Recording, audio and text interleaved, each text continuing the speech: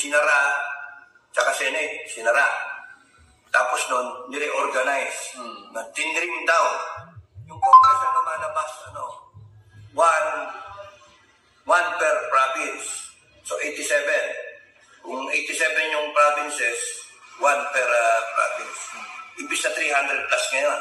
Wala na yung wala yung party list. Wala yan. Abolish yung Congress talaga sa panaginip ko. Nabolish yung Congress tsaka yung Senate. Talagang one stroke pa. Tapos, ayaw yung ayusin yung namin.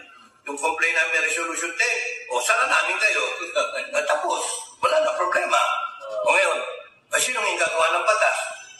Kung sino yung inupo ng Estado. Yun ang gagawa ng batas.